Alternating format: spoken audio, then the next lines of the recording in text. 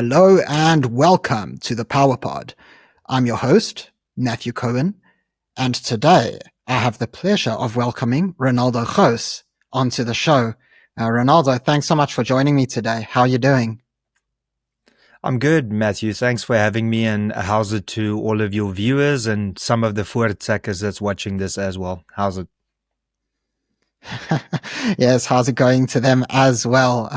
Before we get into it, I just want to remind everybody to please subscribe to the channel if you haven't. It's completely free, and the subscribe button is right on the bottom left corner of the video. So click that and subscribe to Ronaldo's channel as well. Become one of the voortsekkers. So, Thank you. yeah. Yeah, Ronaldo, I'd like to start off, first of all, by congratulating you, wishing you luck on becoming a member of the Freedom Front Plus. So, yes, definitely wishing you all the best on that endeavor. And I'd like to start off by asking you a little bit about your experience so far. So, have you had a chance to meet with any of the leadership yet? Do you have any active roles within the party? Is there anything going on in terms of operations on the ground? Yeah, what's life like so far? Yeah, so it's been 2 weeks, so it's relatively new. But when I was part of my previous political party, I engaged a lot with the councillors and the leadership structures of the Freedom Front Plus. And I have to say that they've been very welcoming. It's been an awesome experience. I have to say that I always in my head had this perception that because the Freedom Front Plus is quite smaller than the ANC and the DA, that there wouldn't really be that many structures involved to ensure communication. But I was pleasantly surprised, and I have to say that everybody has been very friendly. I've already formed part of some WhatsApp groups now, and yes, I am currently a member for the Freedom Front Plus. I don't hold any actual positions within the organization other than being a member. And I have recently established a branch in Nelson Mandela Bay, because that is what you need to do if you want to contest for an election. So I've established that. I'm actually, just to correct it, I'm actually now a branch chairperson for the Freedom Front Plus. So yeah, exciting times. I've engaged with Dr. Corne Mulder. I've met with the Dagbestuur, which is their federal executive, on par with with other political parties. So yeah, I'm very eager to hit the ground running. Next week, I'm starting to campaign full steam for them, and I'm very, very excited. Oh, awesome. So you've really jumped right in. So now, Ronaldo, I have to ask, are you going to be running in the 2026 elections? Yeah, I'm going to make myself available as a councillor in Nelson Mandela Bay. And the reason for that is because, I've got a lot of institutional knowledge with regards to Nelson Mandela Bay. And I think that there's going to be quite a massive turn this election towards conservatism, I feel. And I think that the Freedom Front Plus is going to get a lot more support, which would establish us as a solid coalition partner, because I truly believe that in most major metros, there's not going to be an outright winner with regards to the elections. So in Nelson Mandela Bay, I think that there will more than likely be a coalition. And I will also raise my hand, to sit on the mayoral committee. I'm very passionate about sport, rec, arts and culture, as well as economic development, tourism and agriculture. So if I can perhaps sit on one of those departments and run that department, then I'm looking forward to that. And that is in actual fact something that I was discussing still in my previous party. I said that you can send me to parliament, but I wanted to help in Nelson Mandela Bay. And if there's a possibility that one day I can return as an MMC, then I would rather have that as a member of parliament position. So maybe if all of this works out and, the Freedom Front Plus does well, which I'm definitely sure that they will do, maybe then I can take that position within the mayoral committee. But let's see. It's a long way till the election still. Right, right. And a lot can happen in a year, especially in politics. I feel like every single day there's just another twist and turn in in the works. But Every you day. said something, yeah, Yeah. Well, there we go. The political insider himself just confirmed it. So I'm not mistaken. But Ronaldo, you actually said something that really resonated with me. You said that you feel like this election, there's this shift towards conservatism. And that actually makes me think about, well, not only myself and people around me, but actually, well, you as well. Because obviously, in the past, when you were with the DA, I mean, you were with them over a decade. And of course, they normally like to categorize themselves as very uh, centrist. Sometimes they use the term classical liberal, whereas Freedom Front Plus is more conservative. Correct me if I'm Mm. wrong. But one of the things that I really wanted to know is, do you feel that your personal ideologies have shifted over time and that's why you've taken this political shift? Or is it more just a situation where you feel like, well, the DA changed and obviously with what happened with them, you need to move on, basically? It's a great question, and I believe that it's a combination of both. Let me just quickly explain why I say this. When I was campaigning for the DA in 2024 during the national elections, there were four big promises that the DA was making. Well, at least, let's see. It was to stop the Bella Bill. It was to stop NHI. It was to stop expropriation without compensation. So those three. There is another one that wasn't part of the entire promise, but it was a liberal promise that they've also magically forgot about. So before the election, those were the promises. After the election, they now have two ministers, the one in basic education, Siviwe Garube, who has to implement the Bella Act now. We've got Dean McPherson, who is also the minister that has to now implement the Expropriation Act. So going from stopping the Bella, stopping expropriation and stopping NHI to now actively promoting it in the GNU, that is quite a fundamental shift for the Democratic Alliance.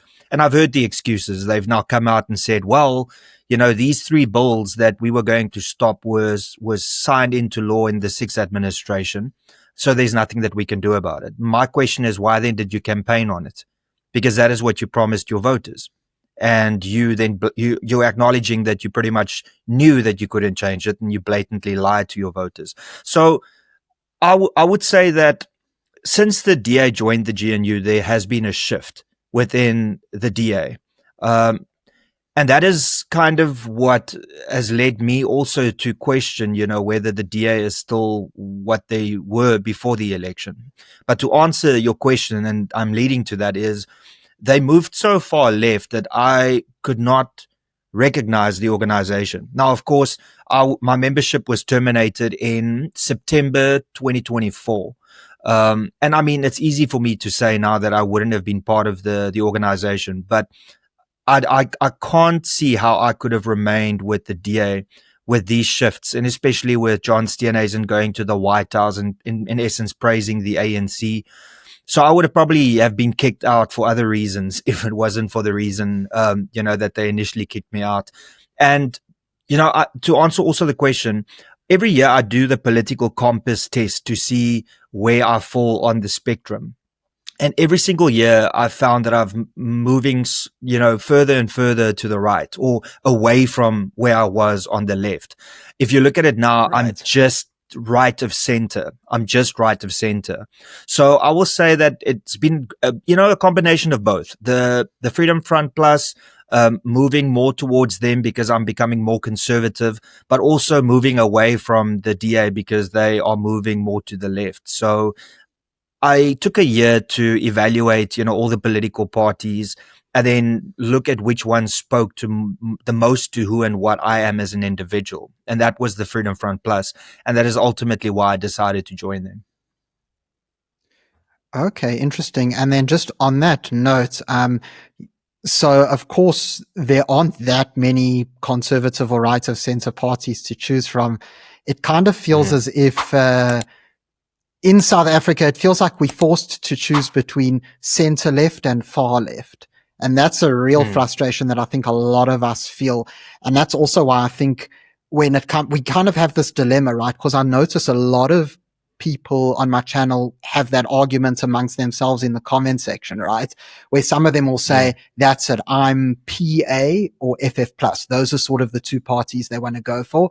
And then the other sort mm, of more DA loyalists will say, no, those parties will never be big enough. Only the DA can beat the ANC. So that sort of seems to be the whole argument.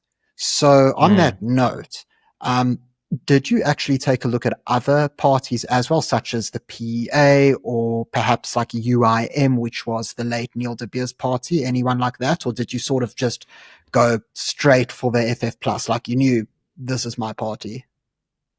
No, so I went through the various constitutions and just policies of the parties, and the one that I did consider initially was the Patriotic Alliance because there was engagement. But ultimately, the reason that I didn't join or that I'm not interested in joining the PA is because of some of their policies, but mostly because the party doesn't actually have structures. It's all about feelings, you know. So Gayton McKenzie is the dictator of the party. And I say this with, you know, all due respect because he is ultimately the one that decides.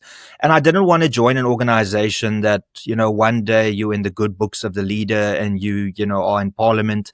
And then the next day somebody whispers in his ear and suddenly you're out of favor and then you get kicked out of parliament. So the structures within the PA is not just, you know, adequate for me, and also some of the policies I don't agree with.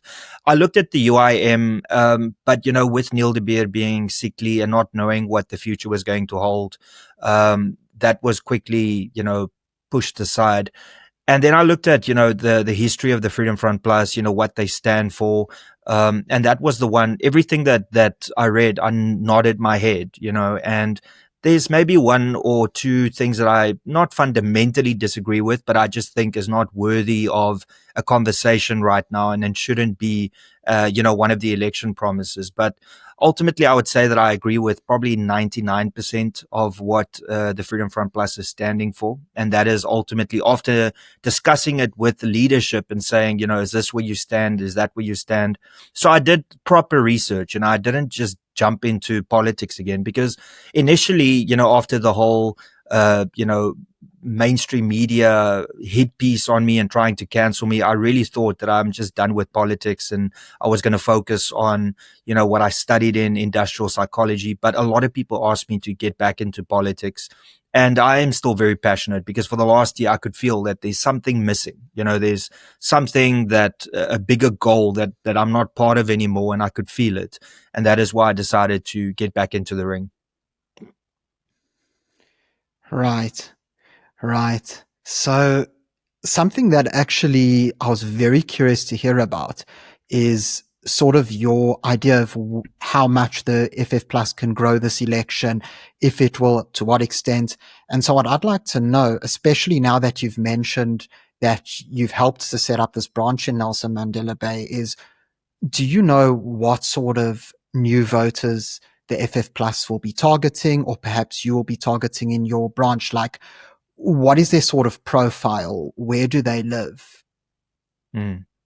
So the target that I've got, look, there's obviously different individuals that's going to focus on different areas. I know that there's also a big push for colored support, and there's a lot of colored branches that's been established, specifically in the northern areas in Nelson Mandela Bay. You know, the Freedom Front Plus is aiming to get minorities now.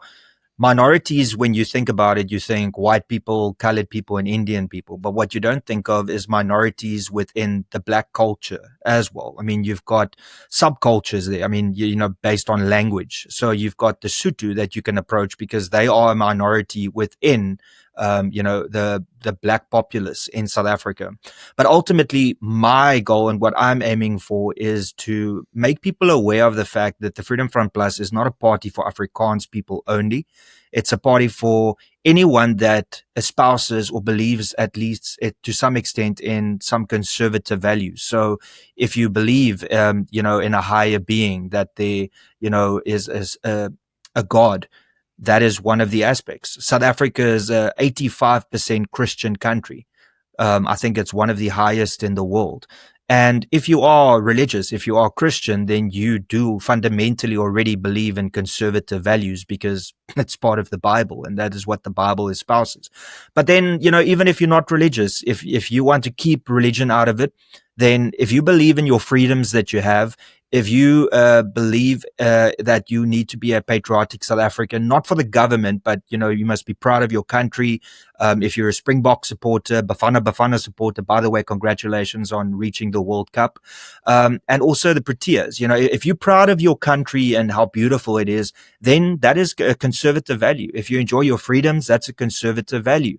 And if you consider the family unit as a fundamental unit as to who and what you are and what you become, then you are conservative. And that is what I want to achieve. So firstly, make conservatism cool again, because mainstream media and the woke left has driven this narrative that if you are conservative, you are racist or you are bigoted or you're closed-minded. I mean, it's completely a false narrative that's been created. Right. But also to reach out to the Afrikaner English sort of family, Afrikaans husband and an English wife, or an English husband and an Afrikaans wife, to reach that family that has predominantly just voted for the DA because, everybody tells them to vote for the DA, not really understanding why they should vote for the DA. So I'm going to reach out to those individuals and say, the Freedom Front Plus is not just for Afrikaans people. It's not just for religious people. It's not just for, this and that and this and that. So it's pretty much just an awareness campaign as to who the Freedom Front Plus is. And the goal for me is to at least double the support in Nelson Mandela Bay. And I think that's a easy, achievable goal if you just communicate with people and tell them who and what you are. Right. What sort of support levels are there at the moment in your area? So in Nelson Mandela Bay, there's currently 2 councillors for the Freedom Front Plus. I think there's 120 councillors in total, and the Eastern Cape is not really kind to the Freedom Front Plus. But then again, Right. The Eastern Cape's not really friendly to any, I would say, liberal or, center right or center left organizations. It's Or very anyone much, who's not the ANC, let's be honest. Exactly. Exactly. The ANC, I think the stronghold that they have is the Eastern Cape and KwaZulu-Natal. But I think that realistically, we could look at getting to, 6 to 8 Freedom Front Plus councillors, which then would mean that they will play a critical part in a coalition in Nelson Mandela Bay. And a lot of people will say, but why should we worry about, this then if we can just vote for the DA and get an outright majority? Well, firstly, the DA is not going to get an outright majority because they are being attacked from 2 fronts. They're being attacked with their colored support through the PA. And the DA relies quite heavily on the colored support in Nelson Mandela Bay. We know in Cape Town, they're going to get massacred. I think they are going to lose at least 30 to 40% of their colored support to the Patriotic Alliance because they're at the moment on a high and they're using, colored identity to reach people. Whereas also previously the DA just took for granted that they'll get, some portion of the colored support. So I think that is, a big thing that is going to count against them. And then, of course, if you look at what happened, I think it was 2019, if I'm not mistaken, with Schweizer-Reinicke, that was one incident that caused at least a 1.5% drop for the DA towards the Freedom Front Plus. Now, if we just look at the last year and a bit, you can see that there's been a couple of Schweizer-Reinickes, to that extent that's taken place. It's their stance on expropriation without compensation. It's their stance on the Bella Act. It's their stance on multiple things. So I think that they are also going to bleed a lot of Afrikaans and Afrikaans English support. So the point that I'm leading to is that people that think they should just vote for the DA because it can be the biggest party, the question I've got to you is, considering that coalition politics is the future of South Africa, do you not want a conservative voice at the table, considering what we've seen, how the ANC and DA can agree on things that is bad for this country, like NHI, like the EWC bill, like the Bella bill? and the Bella Act, sorry, all of these things that are law now. I would rather want a conservative voice there to represent people that are conservative in this country. Right. And it's an interesting situation because if we look at the by-election results and how they've unfolded, those of you who subscribe to me already will have known quite a lot of the videos I've done on this. But we actually do see that trend, like you said, Ronaldo, where basically in a lot of the very urban, affluent areas, the DA seems to be holding on all right for now. But as soon as you look at the urban periphery, as soon as you look not only in Cape Town, not only in the Western Cape, but even Northern Cape and even the western parts of the Eastern Cape, we've seen this massive push towards the Patriotic Alliance. And I mean, that party seems to be getting DA votes and ANC votes. So they're definitely a threat, as you pointed out. And I do give the DA credit for simply being able to almost grow in other ways, where basically in certain areas such as eMalahleni, eThekwini, certain places, they do seem to be drawing in some black voters. But you also have to ask yourself then, what is the consequence of basically losing voters, but then gaining other voters? And it just seems, and again, this isn't a prediction on my part, but it seems as if there's like a sort of voter replacement taking place, right? Where, yes, they're going to lose those conservative colored and Afrikaans and maybe even English voters, and they're replacing them with sort of former ANC voters. And you have to ask, how is that going to shift the party, right? And we've already seen this shift. Yeah, exactly. We both said maybe that's why the people are voting for them. All the guys in eMalahleni are like, oh damn, this is like the ANC, but they keep the streets clean. Let's do it. Yeah. So yeah. So yeah, it's important what you said, because look, I think that there are definitely going to be considerably more black people that will vote for the DA. But are they voting for the DA because the DA is a liberal organization, or are they voting for them because they are going to change them into a communist organization? An example of this is in Cape Town, where an EFF councillor literally resigned from her party the one day, and the very next day was a councillor for the DA in the same municipality. And that is the question that I always ask is, will you be able to go from a full Christian to a Muslim overnight? And majority of people will say, no, that's impossible. So in the same way, I'm asking, how can you go from a communist to a liberal overnight? You can't do it. And what the DA is not realizing, and listen, I'm not here to defend the DA. I'm not here to bat for the DA. I'm not here to give the DA advice.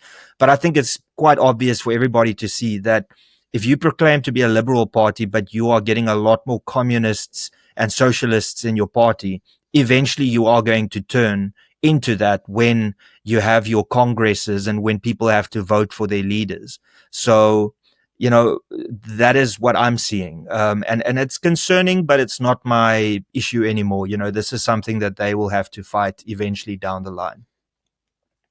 Right.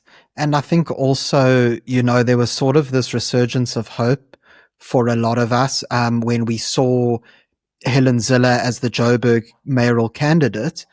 But then again, there's that same sort of conundrum the whole time, right? Because when you see her on the stage, or even the likes of maybe a Cilliers Brink, you think to yourself, geez, these guys really seem to be the old DA, that sort of 2014, 2015 DA that many of us believed in. And it's just very worrying, because it seems almost as if the party, and again, you could probably speak more on this, but just as an outsider looking in, it seems as if the party almost has a split personality.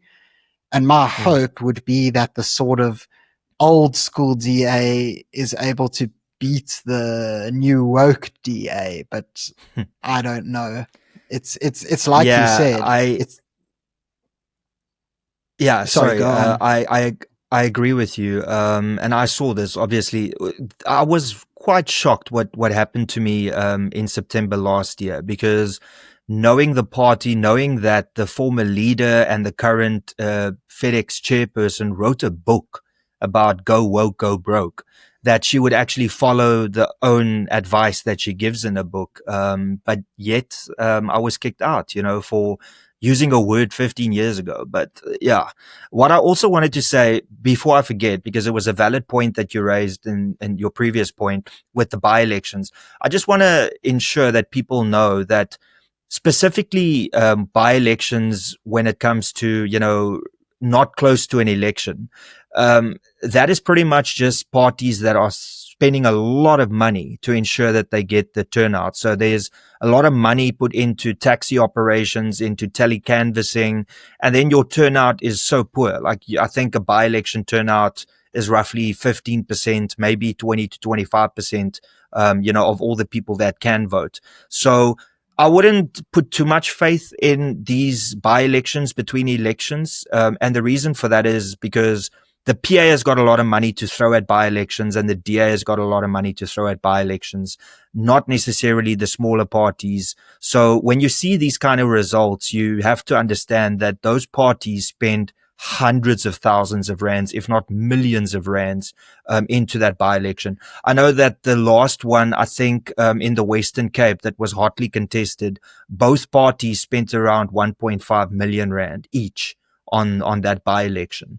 So just, Wow. just saying that, because I also love to look at, the stats of the by-elections when it is posted, but you also need to know that it could only be so good because, the parties are putting a lot of money behind it.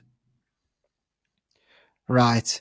And look, there are, of course, the reasons for putting that money behind it, because, you get Mm, a ward councillor, you expand your seats. But at the same mm, time, I think another important point, just to build on what you said, is that a lot of parties, for those reasons and perhaps other reasons, choose not to compete in those by-elections. So I mm, remember last time around, there was a by-election where I think it was just the ANC, AIC, and then a local party. This was in the Eastern Cape, and the ANC won 90% of the vote. And you mm, had people saying, oh my goodness, wow, the ANC is still so popular. But if you look at who no, else competed, there was no competition there. So it's, yeah, it's sort of like you said, where you can't rely purely on the by-elections. They just happen to mm, be our sort of best benchmark at the time for what's going on, yeah. provided everybody And then actually. I Yeah, agree. go And, on. ultimately what you'll see closer to the elections is there's always the squeeze. The by-elections never take place where there's a squeeze. And that is where the DA usually falters, and that is where the ANC really does well. But also, added to the question that you had about the new DA and the old DA, um, I was told weekly, Ronaldo, know your place. Ronaldo, stop making videos. Ronaldo, you're not bigger than the party. Ronaldo, stop building a brand from the DA. And it was this kind of mindset that has now led the DA to have, um, mention 10 popular DA individuals for me. Yeah, you'll have to think about it a little bit, because the party has tried to curb individuals from, being somebody that people can relate to. That is why, in my opinion, Helen Zille is standing as the mayoral candidate for Joburg, is because there's nobody else. Do you really think, and with all due respect, do you really think that Helen Zille wants to become the mayor of Johannesburg? She's 75 years old. She has time and time again said she would rather spend time with her grandkids and with her children. And I believe that the reason that she's the candidate is because there is nobody else. If you look at it, there's Celia Brink, there is Jordan Neal Lewis, there's Helen Zille, there's John Steenhuisen, there's Christopher Pappas, there's Dean McPherson, and then after that, now you have to go and really look at who's popular in the provinces. Then you will find Andrew Whitfield. But other than that, who is there? Who is there? So this Right. is And it's the something same that sort I of tried. names. Yeah. This is what I tried to warn the DA of when I was still part of it, trying to tell them, listen, the way campaigning works is fundamentally changing. People don't want to associate an individual with a political party. They want to vote for the individual, not the political party. And unfortunately, it fell on deaf ears. and that is why they are in the situation they are now. I've also heard rumors that John Steenhuisen won't be contested in the what is it called, the federal The federal Congress leadership that they. election.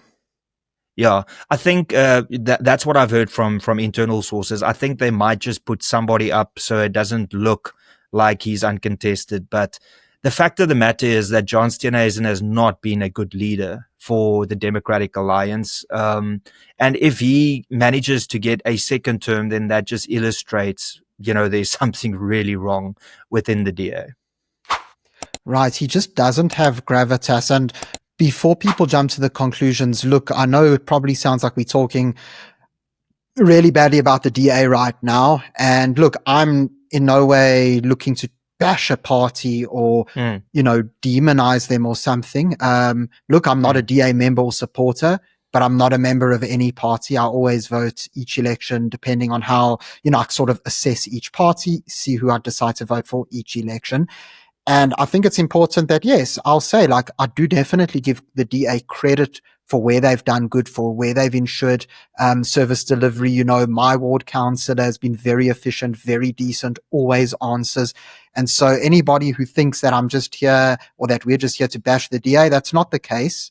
I do certainly think that they do have their advantages and they have been competent in many respects. But I think it's important we have this discussion, especially what you just said about John Steenhuisen, because ultimately, like you said, people vote for personalities. There is still a very strong trend towards personality politics in South Africa. And even if we go through the different parties, the PA, people like Gayton McKenzie, they're drawn into him. That's why they vote that way.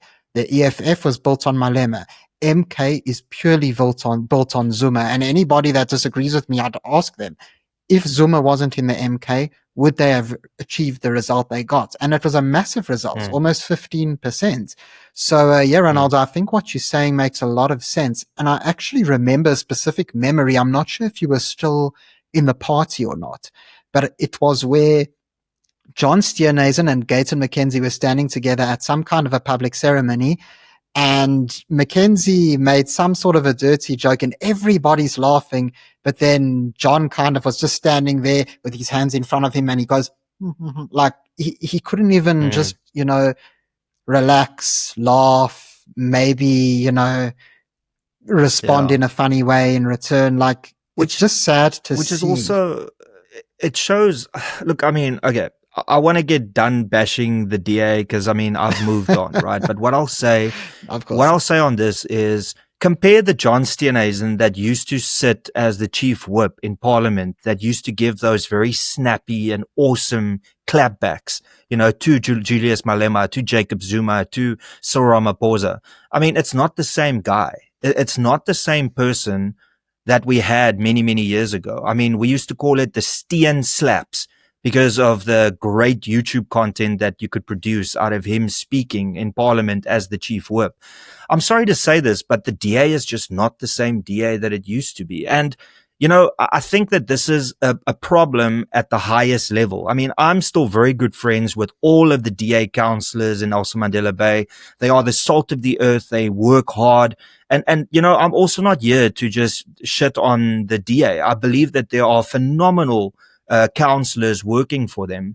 But the problem is that if you don't have the support of the Democratic Alliance and their leadership, then it means nothing. You can have the best candidate to be the mayoral candidate, but ultimately they still have to report back to head office. And if head office is captured and doing these stupid things that they are doing now, with agreeing with policies that fundamentally they disagreed with a year ago, then you're going to have these issues.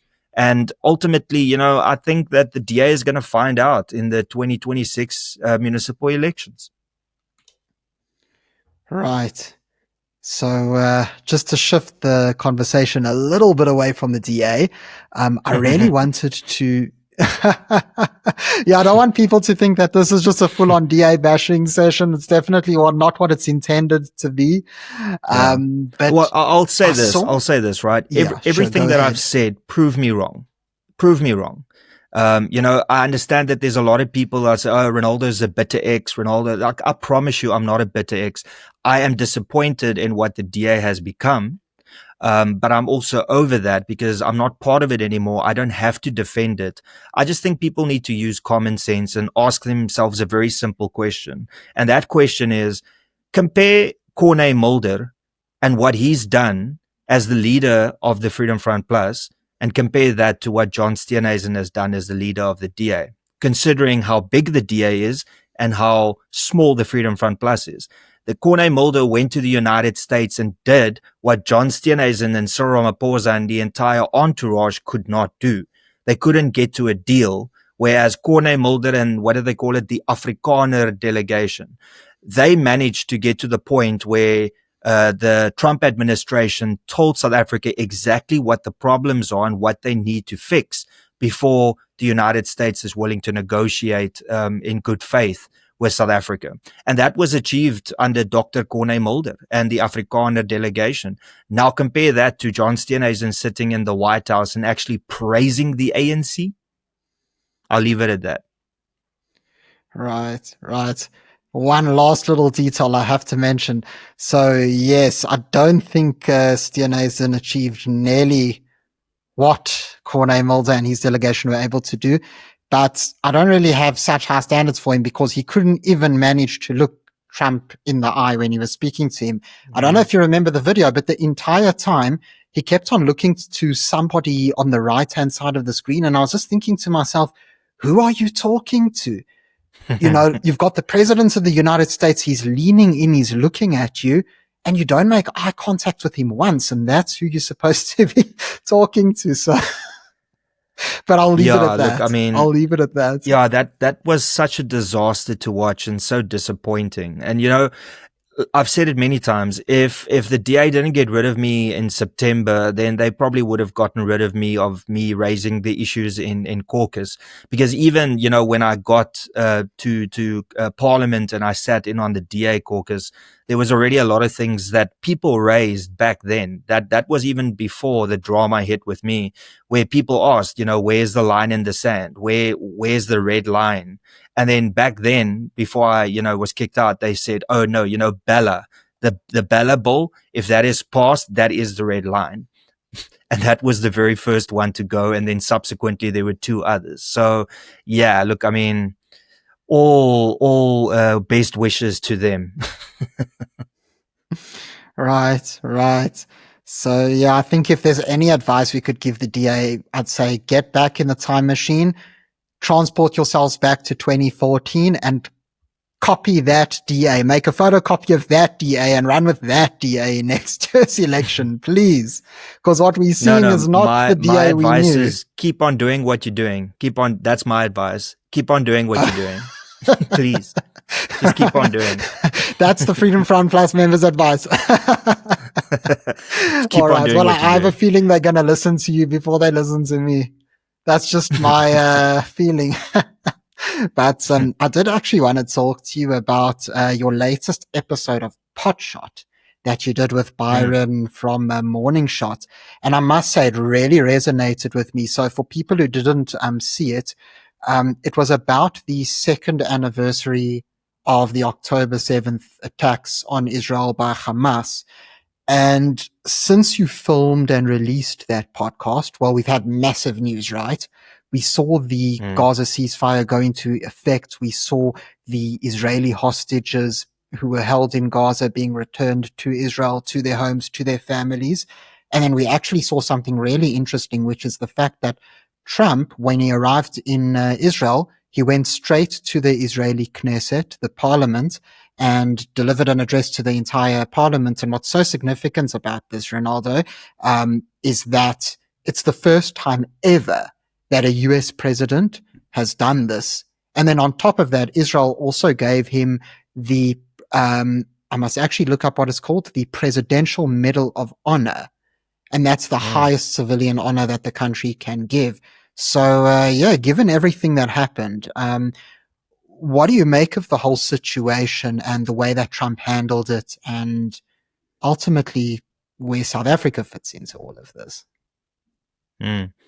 Yeah, look, I mean, a lot of people don't like Trump, so you could see, the way that a lot of people that were very much vocal on hashtag Free Palestine, they weren't as vocal with this peace deal or the ceasefire agreement that we came to. And when I say we, I'm talking about, the Israel and Palestine situation. And what fascinates me is that, everybody was calling for peace and everybody was calling for this war to stop. And now that it's stopped, South African mainstream media didn't really cover it, to the extent that they've been covering the atrocities that Israel allegedly was causing, so at first they're not acknowledging that Donald Trump played an important part in this peace deal. And secondly, the woke leftists are nowhere to congratulate and to celebrate this. And the reason I believe it is because now they need to find something else to complain about, because now, they don't have that magical thing that'll get them views and clicks. But another big issue, I'm very happy that it has been resolved. How long it's going to last? Well, that depends on Hamas, in my opinion. I saw that yesterday they executed 33 people. So that's another question that I've got for, all these bleeding hearts, hashtag Free Palestine, people that keep on singing from the river to the sea. Is this now the Free Palestine that you wanted, where yesterday 33 innocent people were killed in the town square? Because in the town squares where you're supposed to be able to pull something up and you can have fierce debates, that is what a free society is. And ultimately now you got your Free Palestine, but like I said, 33 innocent people were brutally executed. So how proud are you now that you managed to get exactly what you wanted, which is Hamas still controlling, Gaza and doing terrorist things? So it's just, sometimes I have to wonder if the people that are actually supporting Palestine, if they are some reasonable individuals that can actually think for themselves. Because, if these things had to happen in South Africa, I wonder how they would feel if South Africa, let's call it Zimbabwe. If Zimbabwe over 25 years launched 40,000 rockets towards South Africa, not knowing who it's going to hit and what damage it's going to cause, how would South Africans feel about that? Now, apparently, the South Africans don't really feel anything, because that is exactly what Hamas did since 2001 to 2025. They've launched over 40,000 rockets at Israel. And people tend to forget that and just think, Israel just out of the blue decided to attack Palestine. It's atrocious, man. I really think that there's a lot more sinister things happening behind the scenes, and people funding these individuals that have to scream so badly about Palestine, but yet they stay quiet when 33 people, Palestinians, not Israelis, 33 Palestinians are executed by Hamas. They have nothing to say. Right, right. And I'd like to remind people, because there were quite a few comments from certain commentators saying, oh, well, those people were aiding Israel. And even if they were, that's no reason to just execute them on the spot without trial. But what I can actually tell you is there's a good chance that they weren't even aiding them. There's a good chance that they're just people that Hamas saw as a threat, because in Iran, and for those who know, Hamas is a proxy of Iran, this sort of stuff happens all the time, where they accuse people of being Mossad agents and they just execute them in the town squares. And then the other thing that we also need to remember, right, is that there are different clans who've now emerged, sort of come out from the cracks, who are now fighting against Hamas. There's the Abu Shabab brigade. They're quite a famous one. But basically what's happened now is that you've got a full-on civil war, basically, in the Gaza Strip that nobody's really talking about. And ultimately, I want to ask those exact same people, Ronaldo, those exact same people you're talking about, why aren't you complaining about the deaths that are resulting of that? Or are you going to blame Israel for those deaths as well? Because I swear, I'm waiting for the day that that's what they're going to say. They're going to say, no, actually, 60,000 or 70,000 isn't what it was. No, there was actually 90,000, and it's all from Israel, when in actual fact, it's Hamas doing the killing. But Yeah, Well, it's just so but one-sided. It's sickening. even on the 33 people that were executed. So if you remember in the late 80s, the IFP and the ANC were killing each other in the townships, and there were many occasions where ANC loyalists will call this person an IFP supporter, and then they would necklace them. So I'm assuming this is exactly what's happening in Palestine right now. They randomly just going door to door, and maybe it's somebody that somebody else doesn't like, and then they pull them out and say, hey, we know that you worked with Israel, without any evidence, and then you just get executed in the town square. I mean, if people are really saying that, oh, they aligned with Israel and they deserve to die, then there's something wrong with you, seriously wrong with you. And we know all of the atrocities that has taken place. And what really frustrates me is how people are so eager to not talk about what happened on October 7th. They don't want to talk about the fact that Israel was minding their own business and they were invaded by terrorists, where 1,175 people were brutally killed. Innocent civilians were brutally killed. 251 hostages were taken, where women were raped, women were decapitated. And nobody talks about that, but everybody wants to have a bleeding heart for Israel deciding that they want to rid the world of Hamas. And after the peace agreement has taken place, the very first thing that Hamas does is execute people. And also, Right. lastly, the one thing that also nobody talks about is these Hamas individuals were very clever in the way and how they ran their operations. They ran it below hospitals. They ran it underneath schools and not schools and hospitals that were emptied. It was people that were still in the hospitals. So what type of person are you where you launch rockets, but then you go and hide beneath civilians? And that is why the civilian casualties were so much, because adequate warnings were given by Israel and people just didn't listen. Right. And there's another important point, which is the fact that, so according to estimates, I'm not sure if they have the final figure yet, but they say that around 70 to 80% of Gaza was flattened in the war, right? Mm. And yet over 95% of the population survived the war. And so if Israel was guilty of indiscriminate bombing, then how is it possible that such a high percentage of the population is still alive to this day? If 70% of Gaza at least was flattened, it just doesn't make any sense.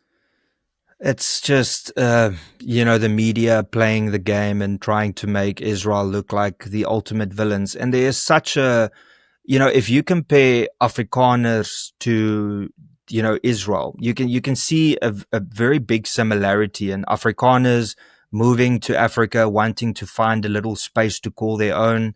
Then the British came and, they had two Anglo wars.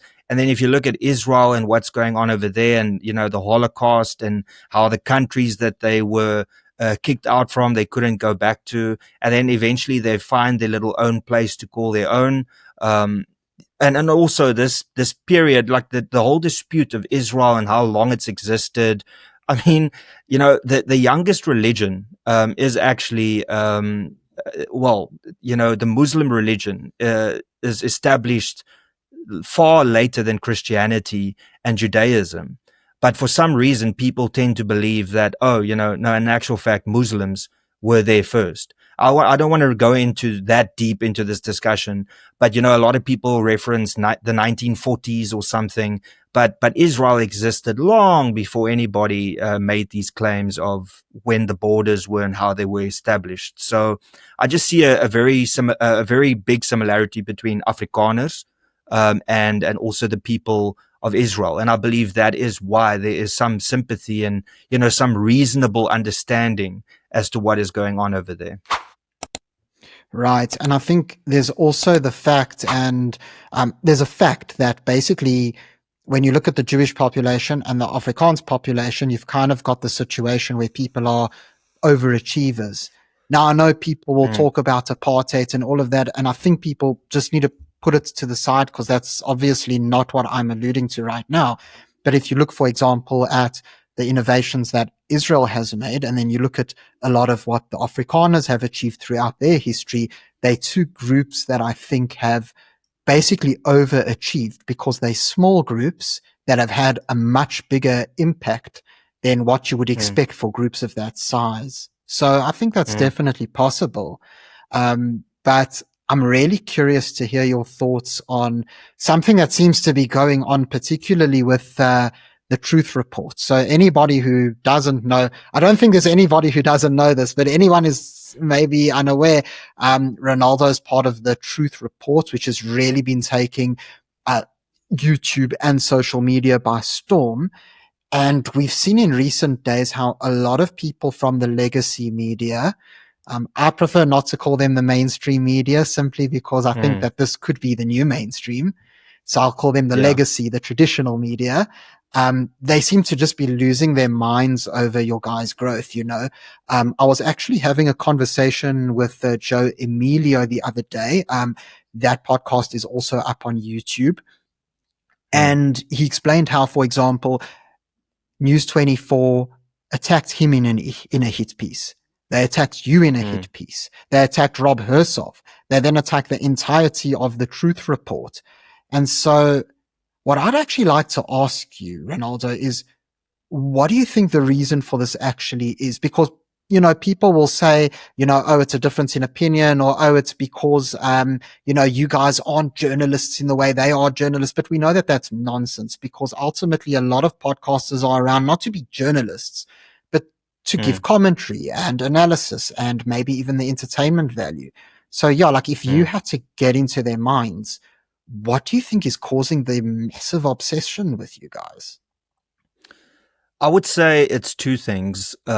And I agree with you. Before I get to the 2 points, I will say, you know, they seem to think that we consider ourselves journalists. We don't. We are political commentators. That is what we are. And they trying to compare us to being journalists is them being, them blatantly lying to the people that they, you know, want to talk to. The two issues is firstly, that we call out their bullshit when they are lying. Because previously, people would take mainstream media's word for it when they say somebody is evil or when they say somebody is racist or corrupt. Then back in the day, as you know, as soon as 10 years ago, people just blindly believed them. If 10 years ago, mainstream media attacked me in the same way that they did last year, I would have been completely cancelled. But because a lot of people are starting to question mainstream media or legacy media, as you rightfully call it, now that is bringing issues for their credibility. And finally, because they are held to account, they don't like that because they want to be the ultimate voice. And now people are turning to other individuals to hear what is actually going on.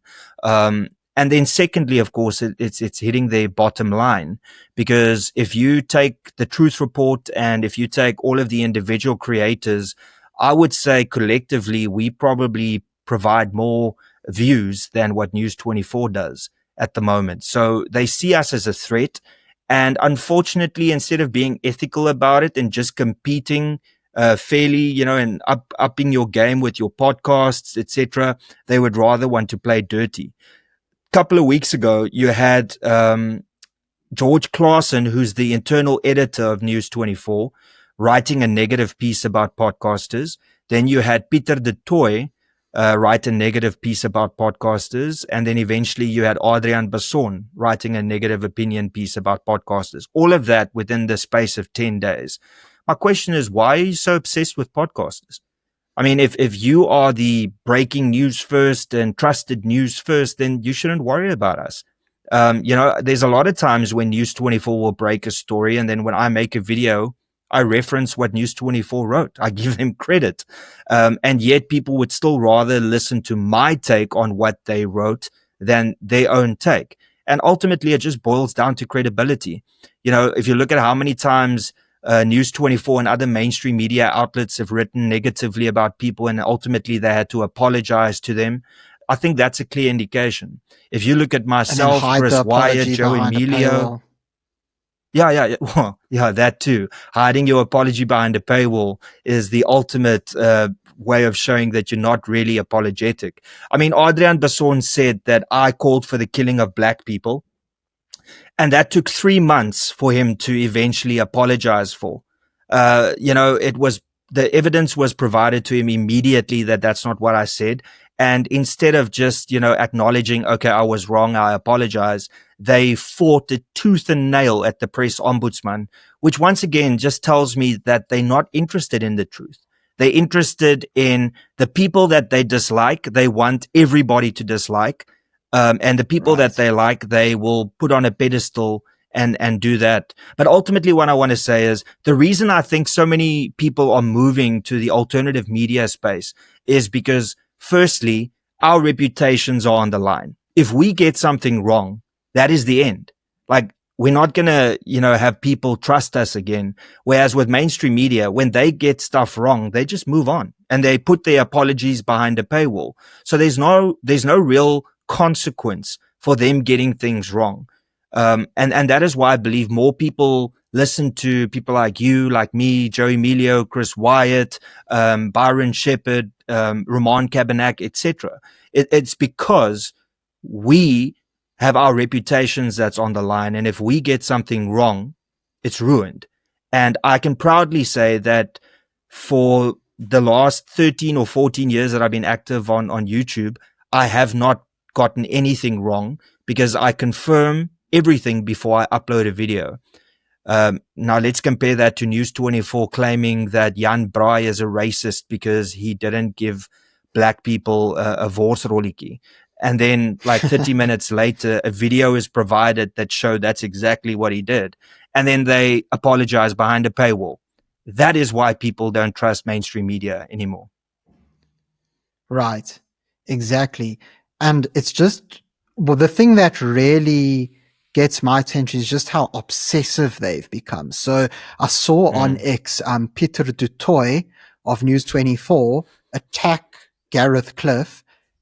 Well, it was about the whole Tembisa hospital situation, but without getting too much into that story, what really bothered me about it is name any point of the video in which Gareth Cliff claimed that he did the expose, that he's the investigator on the ground. He didn't do that. And so ultimately, what is Peter du Toit basically trying to imply? The fact that just because they covered the story first, and sometimes it's not them who covers the story first, nobody else can cover it. It's off limits. So for example, you brought up the situation of Bafana qualifying for the World Cup. Congratulations to them. If News 24, by that logic, were the first to cover it, so what? Nobody else is allowed to speak about it. And that's what really bothers me, Renaldo, because in reality, if they would stop trying to create some kind of a media war, we could all get along just fine. The purpose of News 24 is different to the purpose of podcasters and the Truth Reports and people on YouTube. It's different target markets a lot of the time. And even if it's not, it's a different function. One is for reading up news reports and others is to get commentary, analysis, a little bit more of the entertainment value. And so to me, I just think to myself, we could have had a very good collaboration going on, but you guys decided that you want to turn this into a full-fledged battle.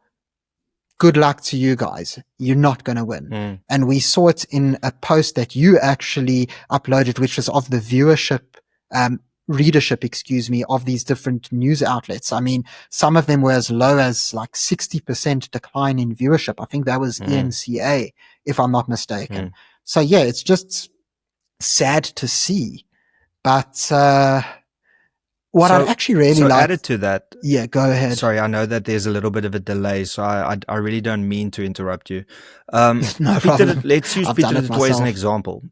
So in the last 3 days, he's attacked myself, he's attacked Ramon Cabernac, he's attacked Truth Report, he's attacked Gareth Cliff, right? You can see who's panicking. You can clearly see who's panicking here. This from the guy that went on national TV and then asked Willie Spies, the attorney of Twatterbaas, where is this graph from? And then that graph Oh was no. from News 24. So, I mean, this is the guy that, we're dealing with, this investigative journalist. And you're right. I mean, they are the aggressors through and through.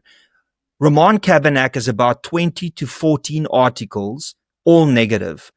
I think the last time I counted was 52 articles in the last 2 years from News 24, all negative. Do you really want to tell me that it is humanly possible that I've only have negative things that I've done in my life? They don't want to mention the fact that I've raised close to 300,000 Rand for the poorest of the poor.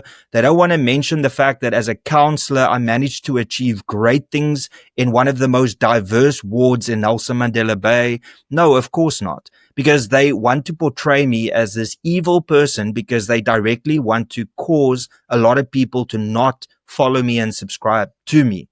That is ultimately the problem. And like you also rightfully said, the statement on Peter de Tooy on Truth Report saying, oh, but, if it wasn't for News 24, doing this investigative journalism piece, you wouldn't have anything to talk about. And how dare you cover it? It's exactly like you said. And I responded to him, I believe, yesterday or 2 days ago. I said, so with your logic, when Daily Maverick breaks a massive news story, News 24 is not allowed to cover it because, hey, Daily Maverick was first. It makes no sense. The point is to tell people what is happening in South Africa, not who is first. There's many, you don't see podcasters, arguing with one another. You broke the story first. Therefore, let's say Chris Wyatt broke the story first. So therefore Byron and Renaldo's not allowed to cover the story. That's that's such childish, reasoning. But unfortunately, this is who we have in control of the biggest mainstream media outlet on African soil. We've got toddlers as the editors and assistant editors. It's sad and it's sickening. It is. It is quite sad. But to sort of change to a little bit more of a positive note, Ronaldo, with the Truth Report, I mean, you've seen massive growth. I see that the Truth Report's almost on 100,000 subscribers. So, whoever hasn't subscribe. Let's get it to that goal. But, if you are able to talk on this, I'm not sure if you are, but if you are, where exactly are things going with the Truth Report? Is there sort of like, is this sort of it? Is it basically to like grow the YouTube channel as much as possible? Or are there any other sort of projects in the work? Well, I mean, we are still in the beta stage. So, I mean, we're not even, I would say, 60% done on what we actually want to achieve. So what you can expect in the future of Truth Report is pretty much making the website the new home where you can get additional content. So there will still be the YouTube aspect to it where Truth Report uploads to X, to YouTube, to Facebook, to all those platforms. But ultimately what they'll do is they'll make it all available on site. And then you'll have special programs. It's pretty much what you are seeing with Daily Wire.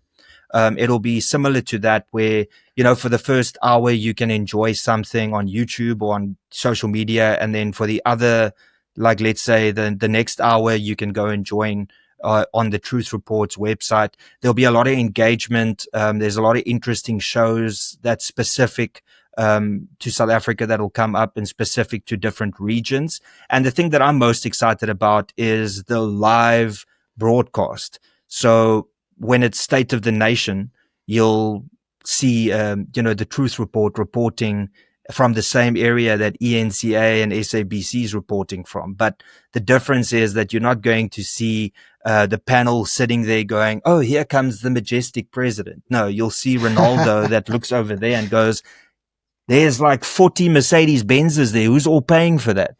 So it's just going to make news cool again. It's going to be unapologetically the news, with obvious biases because people know what they sign up for. When they subscribe to Renaldo Gouws, they know they're not going to get a neutral channel on the ANC, EFF, and MK, you know? So I think that's also the big difference between mainstream media and Truth Report and other podcasters is you buy in because of the personality. You buy in knowing there's a bias, whereas mainstream media tries to tell you there is no bias when clearly there is one. And they have no personality. Yes, we can report on the news like a robot. There we go. There we go. Sure. So that sounds like there's a lot of exciting stuff in the works. So yeah, I just wish you all the best, you and all the guys at the Truth Report, and much success in the future. And yeah, Renaldo, just the best of luck with your channel and with your new life at the Freedom Front Plus. And yeah, just thanks very much for coming on the show. I've really enjoyed our chat. Thanks, Matthew. And yeah, keep on doing the great work that you are doing. I will definitely get you onto one of my live streams soon. You know, obviously life is just so hectic at the moment with, you know, working for the Freedom Front Plus, getting things up and running for the elections and running a YouTube channel. But we'll be in touch. Thank you for what you are also doing. Like I said, the other day, I tuned into one of your lives or one of your videos, and then I went on a bit of a watched a couple of episodes. Now I'm really impressed with the great work that you are doing. So keep that up. Oh, thanks. I really appreciate that, Renaldo, especially coming from you. So, yeah, everybody, please be certain to subscribe to Renaldo's channel and, of course, subscribe to mine. We could all do with the extra subscribers. And yeah, thanks everybody for tuning in. Please remember to give a thumbs up on the video. Until next time, I'm Matthew Cohen, and this is the Power Pod.